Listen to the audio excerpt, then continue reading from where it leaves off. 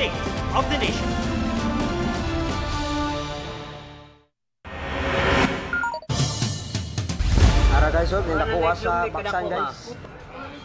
Isang malaking sawa ang tumambad ng buksan ng hood ng isang kotseng sinusuri sa isang smoke emission testing center sa Tagum City, Davao del Norte. Pumulupot ito sa bahagi ng makina kaya pahirap pang matanggal. Kalaunan, nailis din ang sawa. Naipagbigay alam na ito sa City Environment and Natural Resources Office o CENRO para ma-turn over. Ayon sa may-ari ng kotse, nakaparada raw ito malapit sa isang sapa sa Davao City at matagal nang hindi napapaandar. Di rin daw niya nasuri ang makina bago dalhin sa testing center. Hindi lang krimen ang smuggling ng mga agricultural product, banta rin sa kalusugan kung hindi masusuri bago ibenta. Gaya ng mga smuggled na sibuyas at frozen mackerel sa Port of Manila na ang mga sibuyas nagpositibo sa mga delikadong mikrobyo. May report si Oscar Oida.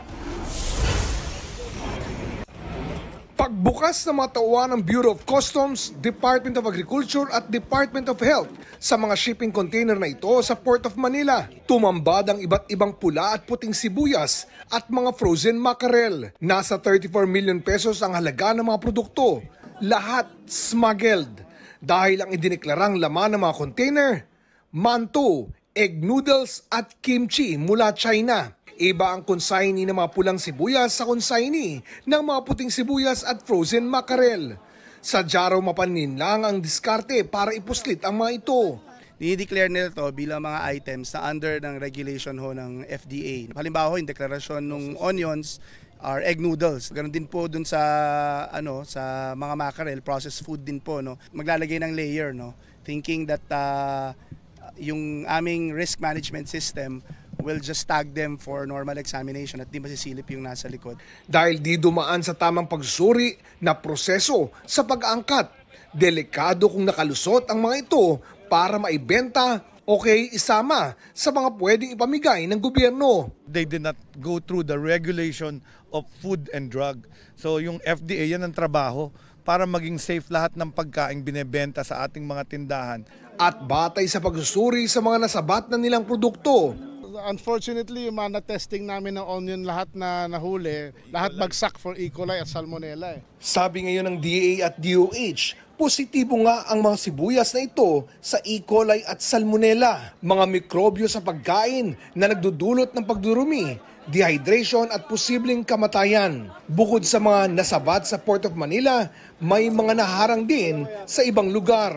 Meron kami pinapahold ng 59 containers na nasa Subic ngayon sa mga customs brokers na nagre-release ng mga ito. Hahabulin, kasama namin sila sa kaso ngayon, hindi lang yung consignee. Masusubok daw sa mga kasong ito ang Anti-Agricultural Economic Sabotage Act na nilagdaan ni Pangulong Bongbong Marcos noong Setyembre para sugpuin ang agricultural smuggling na ayon mismo sa Pangulo, ikinalugi ng bansa ng mahigit 3 bilyong piso noong 2023. Sa ilalim ng batas, may tuturing na economic sabotage ang pagpupuslit o pag-iimbak o hoarding ng agricultural commodities na lagpas sa 10 milyong piso ang halaga. Ang parusa rito, multang 5 beses na katumbas ng halaga ng smuggled o hoarded products at life imprisonment. Oscar Oida, nagbabalita para sa GMA Integrated News. Kinilala ng PNP ang kadakilaan ng Police Quezon City na nasawi ng rumesponde sa holdapan kahapon. Kasunod naman ng insidente, muli raw rerepasuhin ng PNP ang kanilang SOP sa pagresponde. May report si Nico Wahid. Sa kapilya ng Camp Karingal na himpilan ng mga Police Quezon City, may huling pagpupugay para sa kanilang kabaro. Si Patrolman Harwin Courtney Bagay, ang 28 anyos na pulis na namatay sa niresponde ang holdapan sa Barangay Commonwealth, Quezon City kahapon. Nilinlang siya ng mismong holdapper na nagpanggap na saksi. Habang itinuturo ang direksyong tinakbuhan umano ng tinutugis ng pulis, binaril siya pagharap niya sa suspect na kinilalang si Rolando Villarete, 33 anyos, dati nang nakulong sa mga kasong illegal possession of firearms, alarm and scandal at attempted homicide. Romesbak naman ang kabady ni Baggay at tinamaan ng sospek na bumulagta sa kalsada. Base sa investigasyon, walang kasabwat si Villarete. Kasunod ng sinapit ni Baggay, sinabi ni PNP Chief General Nicolas Torre III na ire-review nila ang kanilang procedure sa pagresponde. May sa office naman na existing regarding the use of armored vests during police operations. So i-revisit lang natin yun, titingnan lang natin para at least mamitigate naman ang danger sa ating mga tauhan. Tubong pinukpok Kalinga si Baggay at nang mabalitaan ang insidente, agad lumuwas mula Kalinga ang kanyang pamilya. Ayon sa kanyang ama, huling umuwi nitong June 7 ang kanyang anak para sa kasal ng kanyang kapatid. Ito na rin pala ang huling pagkikita ng mag-ama. Dati raw siyang guro at 3 taon pa lang na pulis. 4 years na teacher na siya pero noong nag-pandemic, yung ginagawa na lang kasi ng mga teacher noon gumagawa ng modules na pag-isipan niyang maging pulis. Pero alam daw ng kanyang ama na wala itong pinagsisihan sa desisyon ng kanyang anak sa kabila ng nangyari. Siguro may plano si Lord, may plano si God. I love you very much, anak ko. I'm very proud of him. Kung hindi niya ginawa yon, baka marami pang ma-hold up ng mga tao kung hindi napatay yung suspects. Ang PNP ginawa rin ng posthumous citation at medalya ng kadakilaan si Baggay. Ang kanya namang kabady, ginawa rin ng medalya ng kagalingan. Tayo nalulungkot pero we celebrate his heroism. Talagang yan ang inalay ang buhay para sa serbisyo, para sa iba. Bumisita rin sa burol si NCRPO Chief Brigadier General Anthony Aberin.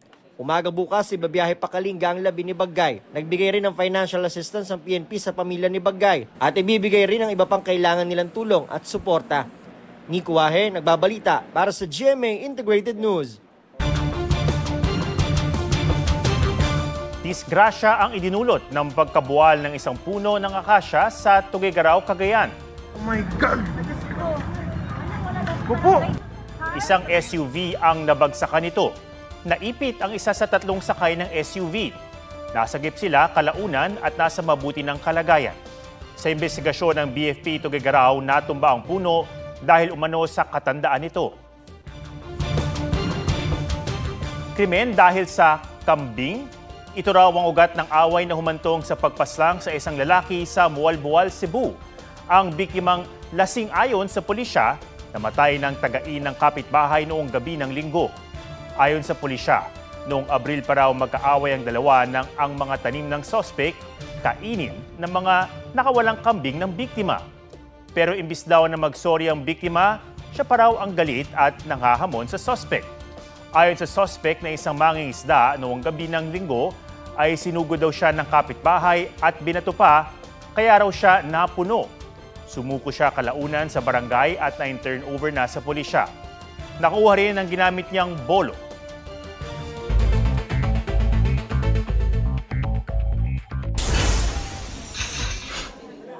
Dating Senador Francis Tolentino, binawalan ng China na tumuntong sa Chinese mainland, Hong Kong at Macau. Sanksyon o parusa raw ito sa anilay napakasamang inasal ni Tolentino kaugnay sa mga isyong may kinalaman sa China. Si Tolentino ang pangunahing sponsor at isa sa may akda ng Philippine Maritime Zones Act at Archipelagic Sea Lanes Act. Siya rin ang nanguna sa Senate investigation na nagsiwalat sa pang-espiya umano ng China sa Pilipinas. Sagot ni Tolentino, isang badge of honor o karangalan niyang ipagtanggol ang interes sa Pilipinas. Writ of kalikasan inisyo ng Korte Suprema laban sa pagtatayo ng Samal Island Davao City Connector Project. Nagugat yan sa petisyon ng ilang individual at isang grupo na itigil ang konstruksyon ng tulay dahil masisira mga bahura sa Paradise Reef, Samal Island at Hizon Marine Protected Area sa Davao City. 38% complete ng tulay ayon sa DPWH.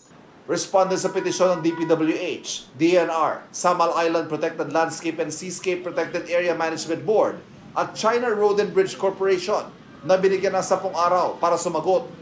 Sinusubukan pa sila makuna ng reaksyon ng GMA Integrated News. Sabi naman ni Vice President Sara Duterte, umaasa siyang sa kabila ng kwestyong legal, matutuloy pa rin ang pagtatayo sa tulay na inisyatibo raw ni dating Pangulong Rodrigo Duterte. 2 brand ng sardinas may pisong bawas presyo ayon sa Philippine Amalgamated Supermarkets Association. Mga Taiwanese passport holder, visa-free na ang pagpasyal sa Pilipinas. Ayon sa Bureau of Immigration, 14 days ang visa-free entry. Simula ngayong araw hanggang June 30, 2026. Alinsunod ito sa Tourism Directive ni Pangulong Marcos at tugod din sa in-extend na visa-free privilege ng Taiwan sa mga turistang Pinoy. Ivan Mayrina nagbabalita para sa GMA Integrated News. Bago ngayong gabi, isa ng bagyo ang binabantayang low-pressure area sa labas ng Philippine Area of Responsibility. Ang naturang tropical depression nasa 2,700 kilometers silangan ng extreme northern Luzon. Sa ngayon, ayon sa Pag-asa, hindi ito inaasahang lalapit o magkakaroon ng epekto sa ating bansa. Mas malapit naman ngayon ang low-pressure area sa loob ng PAR na mas may tsansang maging bagyo. Pulitong nakita 200 kilometers silangan ng Kasiguran, Aurora. Kung matuloy ito bilang bagyo, ay tatawagin itong Bising. Ang LPA na yan, pag-iibayuhin ng habagat na magdadala ng mga pag-ulan sa ilang bahagi ng bansa. Wala pa man ang mga epekto ng bagyo at LPA na merwisyo naman ng localized thunderstorm at habagat sa ilang lugar sa Luzon at Mindanao. May report si Marizo Mali. Nagkalat ang malalaking tipak ng bato sa kalsadang ito sa Palyas Valley sa Bentar, Ilocos Norte. Dumausdos ang mga yan mula sa bundok, resulta ng malakas na pag-ulan nitong mga nakaraang araw. Ulan din ang nagbunsod ng pagguho ng lupa sa bahaging ito ng Banawe, Ifugao. Dahil sa walang tigil na pag-ulan, itinaas na ng OCD Cordillera ang blue alert status sa rehiyon. Maingat sa ating mga biyahe, sa ating mga komunidad. Mag-preemptive evacuate po tayo kung kinakailangan. Problema pa rin ang landslide sa Don Marcelino, Davao Occidental. Gumuho ang lupa at bato sa gilid ng kalsada dahil sa ilang araw na pag-ulan. Nagsagawa muli ng clearing operation sa mga otoridad. Umapaw naman ang spillway sa San Antonio, Quezon. Sa Lipas City, Batangas, binaha ang ilang pangunahing kalsada kasunod ng malakas na ulan. Ayon sa Pag-asa, localized thunderstorm at habagat ang nagpapaulan sa ilang lugar sa Luzon at Mindanao. Mariz Umali nagbabalita para sa GMA Integrated News. Kung tagulan sa Pilipinas, ang ilang bansa naman sa Asia at Europa napapaso sa matinding tag-init. Nagdulot pa yan ng malawakang sunog at pamemeste ng isang uri ng insekto. Yan ang World News ni Mark Salazar.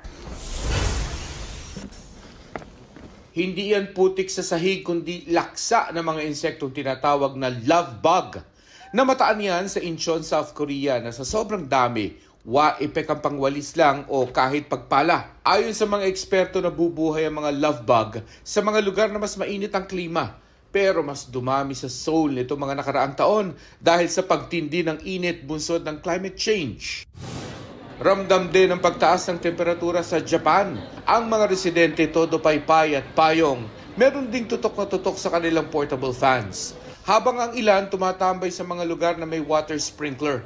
Ayon sa Japan Meteorological Agency, ang June 2025 ang pinakamainit na Hunyo sa kanilang datos mula pa noong 1898. At dahil summer na sa Northern Hemisphere, asahan pa raw na titindi ang init. Sumabay nga sa heatwave sa Europa ang pagbabaga ng mga kakahuyan. Inaapula mula pa nitong weekend ang wildfires sa ilang lugar sa western Turkey. Mahigit 50,000 residente sa 5 rehiyon doon ang inilikas. May sinagupa ring wildfire sa ekta-ektaryang lupain sa southwestern France, kung saan sumampa sa 40 degrees Celsius ang temperatura. Dahil sa heatwave, mahigit 1,000 paaralan sa France ang pansamantalang isinara. Habang ang tuktok ng Eiffel Tower, isinara muna sa mga turista. Ayon sa mga eksperto, tila napaaga ang summer heatwave ngayong taon sa Europa, na karaniwang nararamdaman tuwing Hulyo o Agosto. Dahil sa tindi ng init, nag-issue na ng health alert sa France, Spain, Italy, Portugal at Germany. Ang ilang European, kanya-kanya na ang paraan para labanan ng init.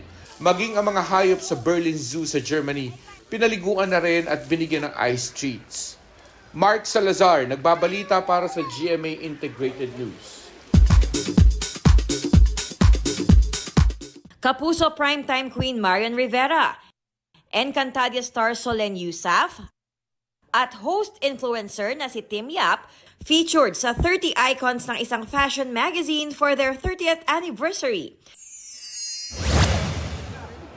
Kapuso primetime king Dingdong Dantes na reserviced sa Philippine Navy na may ranggong major, nagsisilbing ambassador ng Panatag Pilipinas. Ang Risk Communication Advocacy Campaign ng Office of the Civil Defense at NDRRMC para sa mga sakuna at kalamidad. Bahagi ito ng paggunita ng National Disaster Resilience Month.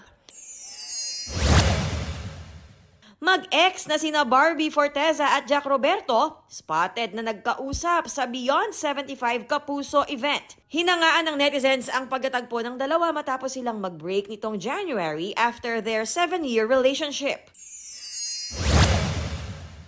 Nagkita rin sa same event ang former child stars na sina Jillian Ward at Cyril Manabat. This is a symbol of my commitment and my love for you. Unang hirit host Anjo Pertiera at OPM band vocalist na si Eunice, engaged na. Happy birthday to me! Guys! I'm engaged! Athena Imperial nagbabalita para sa GMA Integrated News.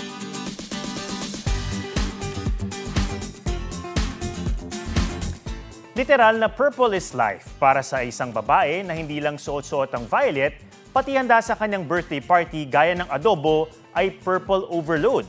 Pusuan na yan sa report ni Jonathan Anda. Ang parting ito malala sa lila, as in over sa purple ang people. Ang pasimuno, itong si Marilyn aka Madam Violet. Lagi naman ako naka-violet talaga. Wala talaga akong time na hindi ako naka-violet. Para sa akin, pagka nakasuot ng violet, parang energy ko ba yung violet? 15 years na ako naka-violet. Strict ang motif sa kanyang piging. Purple is a must. Pati mga bisita ang kukulit sa violet. Ang kanyang mga kazumba, game sa paandar niyang tema. Hanggang sa mga handa, lahat ay lila. Mula sa kanin, pansit at maging ang adobo. Paano kamo naging purple ang adobo? Hindi toyo ang ginamit kundi patis at tinimplahan ng purple food coloring. At no violet, violent reaction sa mga lutong violet dahil ang lasa bit na bit. Pati snacks at desserts hindi pa bebe sa kulay ube. Hindi naman halatang favorite color ni Marilyn ang purple at sa edad na 59 siya'y feeling youthful. Tila tradisyon na nga na violet ang tema ng kanyang birthday at make sure na pati gift, violet. Lalo't maging ang bahay at gamit niya, puro purple ang mga kulay. At sabi lang nila, pagka nagsuot ng violet, medyo bumabata. Siyempre, proud ako nun. Ang wish niya sa birthday, maging healthy, at saka yung mga anak ko, walang mga problema, saya na ako. At saka, siyempre, magdadagdag pa ako ng mga violet. Jonathan Andal nagbabalita para sa GMA Integrated News. Yan po ang State of the Nation para sa mas malaking misyon at para sa mas malawak na paglilingkod sa bayan. Ako si Ato Maraulio mula sa GMA Integrated News, ang News Authority ng Pilipino. Huwag magpahuli sa mga balitang dapat niyong malaman. Mag-subscribe na sa GMA Integrated News sa YouTube.